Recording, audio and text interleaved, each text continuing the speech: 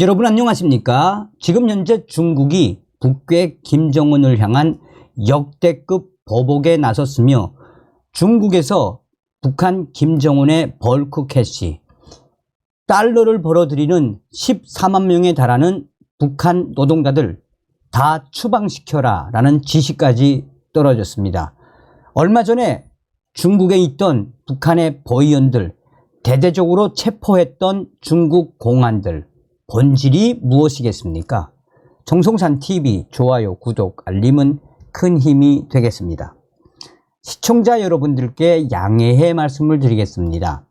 저에게 소식을 보내오는 WTR 북한 내부 소식통들과 또한 동북 삼성의 WTR 소식통들은 메일을 보낼 때 또 자료를 보낼 때 함경도 사투리나 북한 사투리를 어쩔 수 없이 써가며 보냅니다.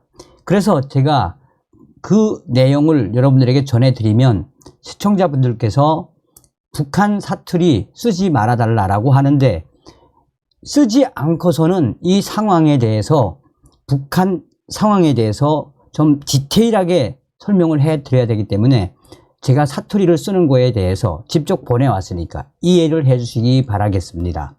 자, 정성산TV 정성산 감독 선생님께 알려드립니다. 중국 공산당 시진핑 정부가 왜 김정은에게 역대급 보복을 하갔나? 기고는 뭐 딴 거 없지요. 실제로 윤석열 한국 대통령 탄생된 이후에 김정은이가 얼마나 도발을 많이 했습니까? 김정은이의 도발이 올해 들어서도 계속 이어지지 않았습니까? 그전에도 중국 정부는 북한의 핵실험 당시에 중국 정부에 통지하지 않아서 얼마나 당시에 김정은 정권을 발칵 뒤집어 엎었댔습니까? 비단 어제 오늘의 일이 아니지요. 올해 들어와서 중국 공산당이 왜 김정은 정권에 대한 역대급 보복을 하는 것이겠습니까? 일반 사람들은 잘 모르실 터인데 이번 소식은 베이징 R 소식통과 또 평양 외무성 소식통에 밝은 평안도 R 소식통을 같이 전해드립니다. 그러니까 생각해 보자요. 올해 들어와서 김정은이가 집중적으로 한 것이 무엇입니까? 바로 러시아와의 친선 관계 아니겠습니까? 또한 김정은 정권이 올해 들어와서 이 한미연합훈련에 대처한다라며 북한 도발, 미사일 도발을 얼마나 많이 했습니까? 여기에 김정은이가 소형 핵탄두까지 개발했다라며 공식적으로 소형 핵탄두 8개의 무장에 부착을 해서 공격하겠다 길지 않았습니까? 근데 생각지도 못한 게 터지지 않았습니까?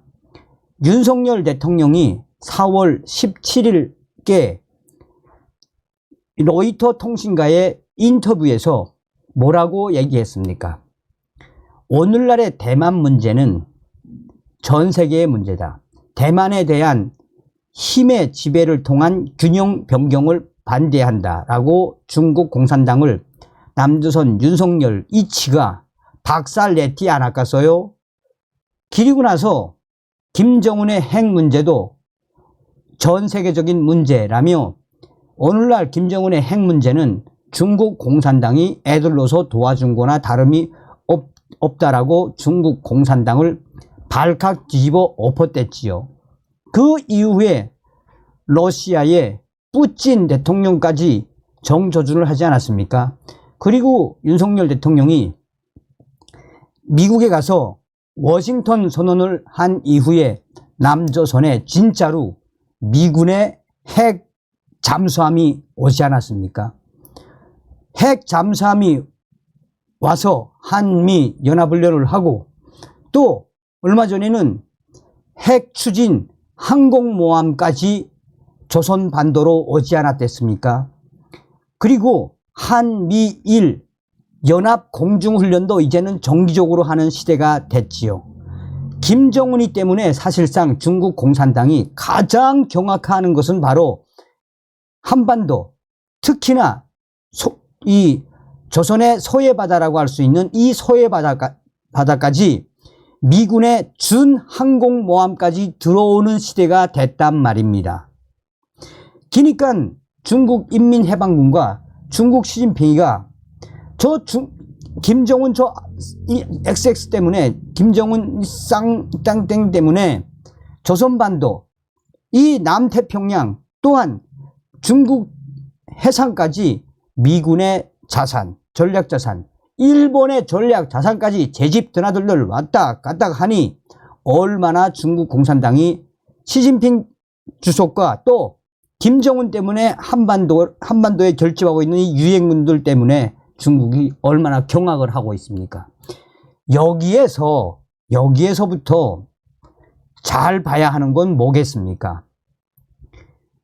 올해 5월달, 6월달, 7월달, 지금도 이 중국 공안들이 중국에 나와 있는 북한 보위원들과 안전원들, 외화벌이하는 이치들 대대적으로 체포하지 않았습니까? 그래서 김정은이가 다급하니까 이 체포 리스트에 있는 북한 보위원들, 대사관, 북경에 있는 대사관으로 깊이 이 바삐 피신시키지 않았습니까? 피신시켰다가 얼마 전에 북한으로 들여보냈죠. 왜 보위원들을 중국 공안들이 대대적으로 체포를 했겠습니까? 중국에 나온 북한 보위원들과 안전원들, 무역 일꾼들, 대표부의 일꾼들이 그들 중에서 특히나 북한 보위성 애들 몇 팀이 중국 인민해방군과 북한 해커들이 함께 공동으로 전 세계를 상대로 해킹하는 그 비밀 자료를 가지고 탈출했댔지 않았습니까? 전 세계에 탈출을 해서 사실상 북한 김정은의 해커 부대와 중국 해커 부대가 가로 열고 중국 인민해방군 제외, 뭐 제외는 아닐 텐데 뭐 어쨌든 이 북한 해커들과 중국 해커들이 전 세계를 상대로 해킹을 하는 그 충격적인 자료들을 공개하고 탈출을 하니 또 보위원들이 중국에서 얼마나 충격적으로 외화벌이 강탈을 하고 있습니까? 그리고 중국 공안들 뇌물을 매기고 또 밀수를 하고 하다 보니 보위원들과 안전원들 또 외화벌이 일꾼들까지 싹 다 잡아들였댔지요. 이것도 바로 김정은에 대한 중국 시진핑 정부가 얼마나 열받았는지를 말해주는 거야요. 그랬는데 더 열받게 한 것은 무엇인가? 바로 김정은이가 러시아의 푸틴 대통령을 만난 겁니다. 사실상 북한 김정은과 중국 시진핑, 러시아의 푸틴 대통령, 이렇게 북한과 러시아, 중국 신동맹이다라고 알려져 있지만 이거는 완전히 잘못된 정보입니다. 베이징의 알 소식통은 원래 작년도 10월 달쯤만 해도 이 김정은하고 서로 소통을 하며 이 교류를 하려고 했댔습니다. 그런데 이제 올해 들어와서 김정은이가 중국 시진핑을 무시하며 오로지 러시아의 푸틴 대통령하고만 거래를 하니 중국에서는 얼마나 열받겠습니까? 또한 북중러 신동맹이면 같이 정보도 교환하고 뭐 좀 알려줘야 하는데 이 북조선에 있는 북한의 평안북도에 있는 알 소식통은 뭐라고 하나? 북한 외무성 아들이 대놓고 중국 국무위원과 중국의 고위 인사들을 결병식 때도 열받게 했고 그 이후에도 열받게 했다라며 이것은 김정은 원수님의 전략. 북한을 찾았던 중국의 고위 간부들을 하대하도록 한 김정은의 고도의 전략이며 러시아와 친하게 지내면서 어떻게 하든 시진핑이가 김정은에게 손을 뻗치게 만들겠다라고 작심을 한 거라고 보시면 됩니다. 근데 김정은이가 계속해서 러시아하고만 거래를 하고 러시아에서 어떤 정상회담을 했는지 정보도 주지 않으니 중국의 시진핑 정부는 얼마나 열받았겠습니까? 그래서 올해 들어와서 지금 여러 충격적인 사태가 뭡니까? 중국 동북 삼성과 여러 변방대 감옥에 있던 약 2,000명 이상의 탈북민들을 계속해서 강제 북송을 시키지 않습니까? 이 강제 북송은 바로 중국 공산당의 지령과 김정은의 받겠다라는 그 뜻이 맞아떨어진 것입니다. 중국 공산당이 얼마 전에 가로 열고 베이징 R 소식통의 전원과 또한 심양에 있는 R 소식통의 소식을 합친 겁니다. 얼마 전에 가장 경악했던 사건은 작년도 8월 달쯤 김정은이가 중국에서 심장 수술을 받고 난 이후에 시진핑에게 쌀을 좀 달라, 60만 톤 정도만 쌀 좀 달라라고 당시에 심장 수술을 받은 김정은이를 찾아온 시진핑에게 부탁을 했는데 당시에 시진핑이가 대답을 안 하고 갔습니다. 여기에도 김정은이는 상당히 열받았다라고 전하지 않았습니까? 자, 그러니까 점점 김정은 때문에 한반도 또 중국의 이 남태평양 문제, 대만 문제, 김정은 때문에 한미일 군사력이 증강을 하고 중국을 압박을 하고 또 김정은이는 러시아의 푸틴 대통령하고만 꿍짝꿍짝 하니 중국 공산당이 열받는 게 당연하지 않겠습니까? 그리고 한국의 윤석열 정부는 중국 공산당에게 머리를 숙이지 않지요. 요것도 아주 신의 한 수야요. 왜길 같나?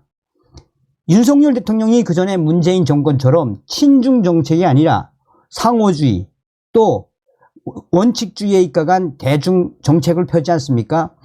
요거 보니까 시진핑이가 이 남조선의 윤석열 여치가 무릎을 꿇지 않고 당당하게 아주 배포 있게 나온단 말이야요. 그러니까 중국 시진핑 정부는 문재인 정권 때 한국이 아니네 그러면서 윤석열 대통령 한국에도 어떻게 하지 못하고 이 두 눈만 껌뻑껌뻑하는 사태가 돼버린 게 지금 한국과 중국의 사태입니다. 그러니 이런 마당에 중국이 반간첩법을 시행하고 있지 않습니까? 동북 삼성을 비롯해서 여러 지역에서 북한에 외화벌이하는 치들, 특히나 보이송 애들, 안전원 애들, 외화벌이 무역 대표부 애들 얼마나 많은 범죄를 저지릅니까? 보이송 애들이 얼마 전에는 중국 최대의 깡패들하고 돈놀이 하다가 한번 걸린 적도 있죠. 그래서 통틀어서 이번에 중국 공산당이 이번 기회에 한 번에 싹 다 내보내진 않을 테니 이번 기회에 김정은에게 달러를 벌어 들여보내는 14만 명의 북한 노동자들 단계적으로 싹 다 추방하라 라는 게 중국 공산당의 원칙, 의지라고 보면 되겠습니다. 그래서 탈북민 문제도 이런 연장선상에서 항저우 아시안게임이 딱 끝나자마자 중국이 그냥 차에 실어서 북한으로 강제 북송시킨 거라고 보면 되겠어요. 또 한 가지 중요한 거는 지금 현재 윤석열 정부는 이 중국의 시진핑 정부를 잘 설득을 해야 합니다. 지금 이런 상황에 푸틴하고만 꿍짝꿍짝 해먹고 있는 김정은과 푸틴. 그러나 시진핑 정부는 지금 붕 떴단 말입니다. 베이징 R 소식통은 지금 중국에 있는 중국 정부의 외무성 중국인 간부들도 한국의 윤석열 대통령 이야기만 나오면 소리를 확 지르고 대한민국의 윤석열 이야기하지 말라라고 한답니다. 이럴 때 한국의 윤석열 정부는 오히려 중국 정부와 손을 잡아야 한다라는 게 베이징 조선 화교 중국인 화교 소식통의 전언입니다라고 전하고 있습니다. 자, 저도 이 소식을 제가 그전에도 한번 전달해 드리긴 했습니다만 우리가 지금 윤석열 정부가 강력하게 중국 정부에게 이 탈북자 문제를 강력하게 제기해야 합니다. 다음 시간에 뵙겠습니다. 멸공.